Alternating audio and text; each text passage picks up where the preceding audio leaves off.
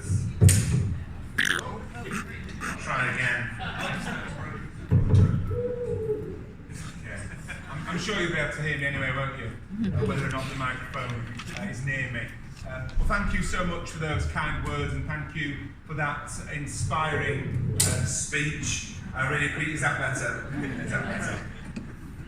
And I really enjoyed listening to the remarks today. I'm pleased to be here at this launch of the Britain is Broken campaign, run by the People's Assembly Against Austerity. The People's Assembly Against Austerity, of course, was against austerity before the Labour Party, which I'm a proud member, was against austerity. But now we have, of course, an anti-austerity Labour Party with an anti-austerity leader, and pretty soon, I believe, we'll have an anti-austerity government with an anti-austerity Prime Minister.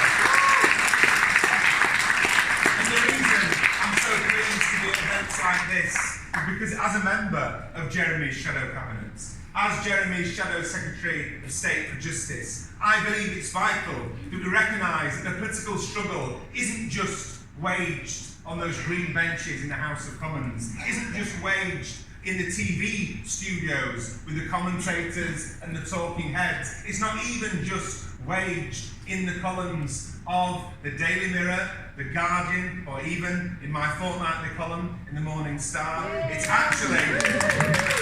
like every tomorrow, you can see me say what a fantastic event this was. I was so confident in knowing this event was going to be fantastic. I wrote the article yesterday saying, last night I went to a brilliant People's Assembly Against Austerity event. But the point I'm making is that it isn't just in those arenas that the struggle we need to engage in is fought. It's really outside Parliament, outside the TV studios, that struggle needs to be fought. So Labour politicians and socialists in Parliament need to be working with socialists and campaigners outside Parliament, and that's why I'm proud to have my long association with the People's Assembly Against Austerity. It's vital that politicians in Parliament stand shoulder to shoulder with trade unions, with women's rights campaigns, with migrants groups, with tenants associations, with black and minority ethnic community organisations, with disability rights campaigns, and with LGBT support networks. In other words, with those who are defending those under most attack by the last 8 years and ongoing of Conservative austerity, enabled, of course, by the Liberal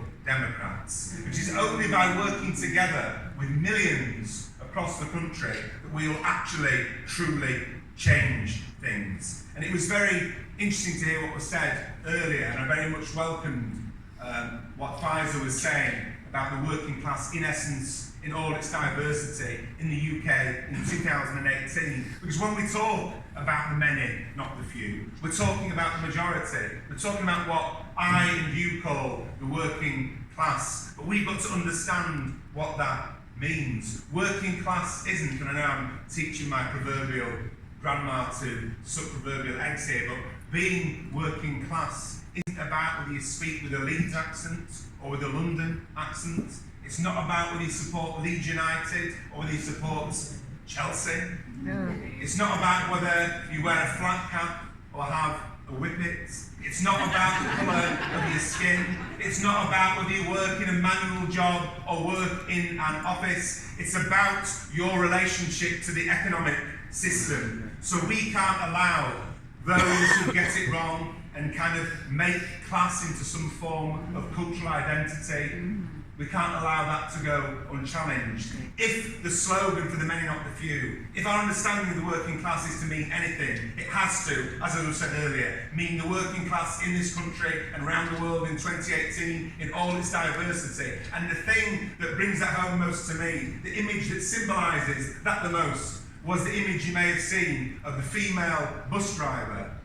Happened to be a woman, happened to be a Muslim, happened to be wearing a hijab, happened to be a member of Unite the Union, and happened to be trying to drive a bus surrounded by a load of fascist and racist supporters of Stephen Yaxley-Lennon and his workerist stage name, Tommy Robinson. Because that picture embodied what the working class in this country looks like in 2018. So it's important we understand that, because if we don't, we're never going to be able to achieve what we need for the many, not the few. We're never going to be able to work with the many, not the few. And my last pet hate on that particular subject is when people say things like, oh, we've got to work to fight austerity, we've got to work with working class communities, the BAME community. And I know I studied English at university, so I might be a bit of a pedant. There's no need for the comma between working class and BAME communities. BAME communities are part of the working class. BAME communities are fundamentally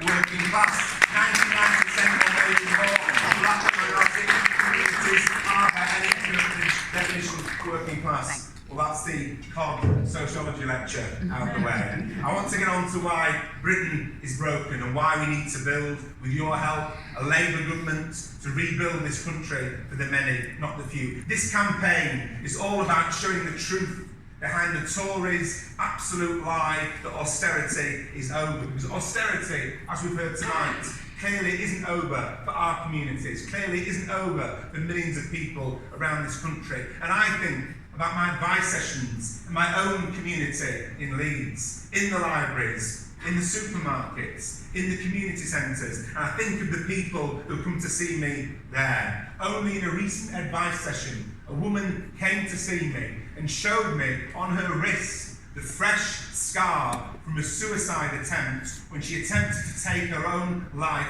after her benefits had been reduced, after she couldn't cope anymore, and after, by the way, she showed me an agreement she'd made with one of these loans companies, which was charging her over 500% interest to lend her the money that she needed to pay her gas and electric bill. So don't tell me that austerity is over. And I remember as well, on the same day, in fact, at a different venue, a man who came to see me with his wife, who'd worked all his life, who'd had a stroke only a few months ago, and everything in his life that had been going right suddenly went wrong. He'd had one of these degrading so-called medical assessments, the personal independence payments, and he'd been judged as being able to do things which you actually don't need to be medically qualified to realise that he couldn't do. And he broke down in tears, this bloke, in front of his wife and in front of me, and he actually, which brought a tear to my own eye, apologised for crying in front of me and in front of his wife. I make the point, whenever I can, that people like him have nothing to apologise for. Those who should apologise and those who should be held to account are those Tories in the cabinet and on those benches who've taken the political decision in order to attack people like that gentleman, in order to attack people like that woman who showed me the scar on her wrist, and attack people like the asylum seeker who came to my advice session last year, who came to my advice session after saying he'd come straight from outside the Home Office in Leeds, where he'd attempted to set himself on fire in protest against the way he'd been left in limbo by our immigration system. That's the reality of the fifth or sixth richest economy in the world. That's the reality of broken Britain. That's the reality of neoliberal Britain. That's the reality of the Britain that we together are going to change. Because what we believe in is empowering working class communities in all their diversity. And that's why, as Jeremy's Shadow Secretary of State for Justice, I'm proud that the next Labour government will usher in a golden age of law centres in communities up and down the country. Law centres as living, breathing examples in working class communities of people being enabled to fight back, enabling the single mother to fight back against their lousy landlord, enabling the migrant to fight back against the inhumane decision of the Home Office, enabling the person in receipt of social security, or the person who should be in receipt of social security, to fight back against those dreadful, ill-advised, completely morally wrong decisions of the Departments of Work and Pensions, and of course assisting workers to fight back against their bad bosses, and assisting lots of other people to fight back against those landlords that I mentioned. Because if our movement isn't about empowering the working class in all its diversity, to fight back against injustice, then our movement is about nothing. So this is the reality in the country. This is the reality. And whatever the Conservatives say in Parliament, that doesn't change the reality. And the constituency experiences that I mentioned earlier, those 3 examples, which aren't in themselves completely novel in my constituency or in any other constituency, are reflected the length and breadth of this country. Shelter, for instance, has highlighted that this Christmas Day, over 300,000 people will wake up homeless. That's the equivalent of the population of the city of Newcastle. In our country, as many people homeless as live in the city of Newcastle. And of course, the United Nations Poverty Envoys reports into poverty in our country should shame those in positions of power. And in fact, the findings of that United Nations report should be etched upon the political tombstone of this rotten government as its shameful epitaph. When it says that the UK government has inflicted great misery on people in the UK, when it talks about punitive, mean-spirited and often callous policies, that should be their epitaph when we bury them. And when it states that despite the UK being the world's 5th largest economy, levels of child poverty are not just a disgrace, but a social calamity and an economic disaster, that proves to us, in the words of a great revolutionary, that another world is possible. Because millions continue to live on poverty wages, unable to properly provide for their families. In fact, in the department that I shadow, the Ministry of Justice, uncovered the fact that the Ministry of Justice continues to employ nearly 3,000 workers at less than the real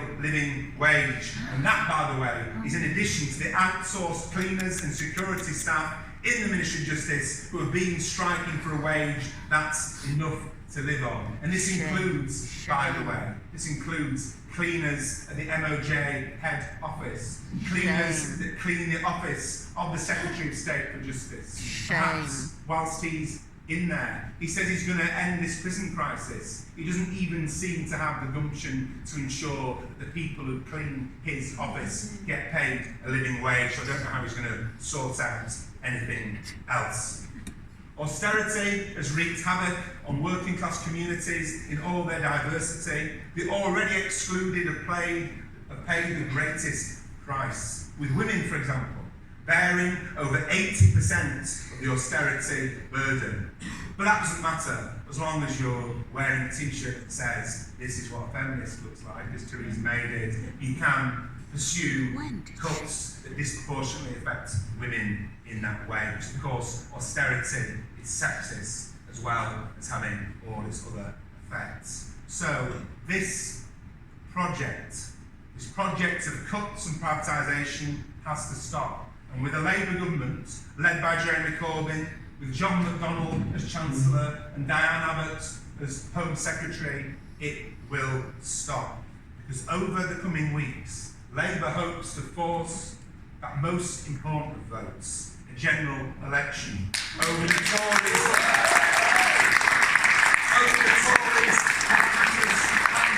of Brexit. But any general election will not just be about the basis of a new deal with Europe. It will be in itself, that general election, a referendum of the government's whole rotten record on poverty, on austerity, on privatisation, on cutting our public services back to the bone. It will be a referendum on all of that as well. So it's important that we push for that general election as soon as possible. So we get to put forward, as a movement, inside Parliament, outside Parliament, the kind of society that we would work to create. A government that would introduce a real living wage of at least £10 an hour. A government that would introduce an energy price cap. A government that would scrap the public sector pay cap for the entire public sector. A government that would scrap tuition fees. And a government that would as well end the disastrous universal credit rollout. That will be opportunity to endorse Labour's vision, Labour's socialist vision, for a huge programme also of house building. A chance to vote to rebuild Britain, with Labour's plans to invest in infrastructure across every region and nation in the UK in order to create the high wage, high productivity jobs often in the green sector, that our communities so badly need and so badly deserve. Our communities, in all their diversity, deserve so much better. But you can only attack people for so long before there is a counter reaction. Our communities have been attacked, in essence, from 1979, when that free market fundamentalist economics was rolled out by Margaret Thatcher, after, of course, it had its laboratory tests in Chile under the point of the bayonet and rifle with General Pinochet. And that free market fundamentalist approach hasn't worked for the majority. It hasn't worked for the 99%. It's created a situation, not by chance, but by logic, where somebody in my constituency, leaving university at the age of 20, has less chance of a well-paid job, less chance of a mortgage, less chance of a council house, less chance of a decent pension at the end of the working life than someone leaving school in my constituency did at the age of 15, 40 years ago with few or no qualifications. That hasn't fallen from the sky. It's a direct consequence of this dogma that it's always private sector good, public sector bad. You allow the super rich at the top to get as rich as possible and somehow presume that the wealth trickles down to the rest of us. That's not how it's working. But because people are now in the situation, for the first time perhaps in a century, where working class people can't say with confidence that their children will have more opportunities and do better than they did, it's because of that that there's this fight back that you're all about. It's because of that that the Labour Party now has a membership of not far off 600,000, where just a few years ago it had 180,000. It's because of that that we've seen this increase in strike action. It's because of that that we've seen campaigns flourish, like the campaigns in support of our NHS, which of course is the greatest example, the founding of our NHS, of socialist principles put into practice. So when the naysayers say, as they do, that socialism doesn't work, I say, look at the foundation of our National Health Service. Founded back when they said the country was broke after the Second World War, founded when they said there was no money left, and founded, of course, in the teeth of Tory opposition, who voted against its creation in Parliament over 20 times. But let's use the vision of the NHS, not just to defend our NHS, but to expand that principle of pursuing things for public good, not for profit, to other sectors of our economy. If it can work in our National Health Service, then why can't it work in the transport sector? Why can't it work across the education sector? Why can't it work in post and in energy? Why can't it work in other sectors as well? Because when we talk about a different world being possible, we're talking about the kind of world where the story I told you sometime near the beginning of my remarks, the stories of those three people who came to see me in advice sessions. We want to create a kind of world where school pupils in years to come read that with horror and it seems like a distant and shameful chapter in a backward history.